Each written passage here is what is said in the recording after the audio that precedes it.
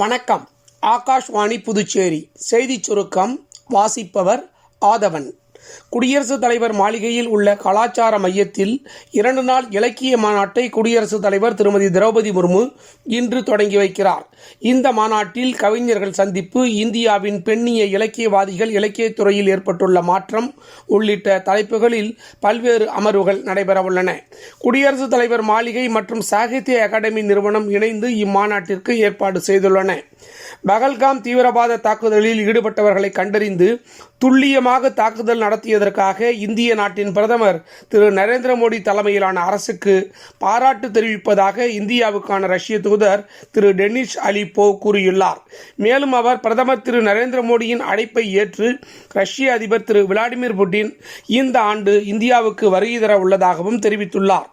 நடப்பு ஆண்டில் இதுவரை இலங்கைக்கு செல்லும் வெளிநாட்டு சுற்றுலா பயணிகளின் எண்ணிக்கை 10 லட்சத்தை கடந்துள்ளதாக அந்நாட்டு சுற்றுலா வளர்ச்சி ஆணையம் தெரிவித்துள்ளது.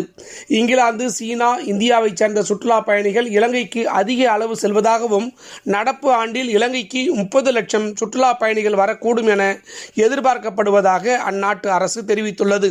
புதுச்சேரி யூனியன் பிரதேசத்தில் இந்தியாவில் தயாராகும் வெளிநாட்டு மது வகைகள், பீர் மற்றும் ஒயின் மீதான கலால் வரி மற்றும் கூடுதல் கலால் வரி உயர்த்தப்பட்டுள்ளது.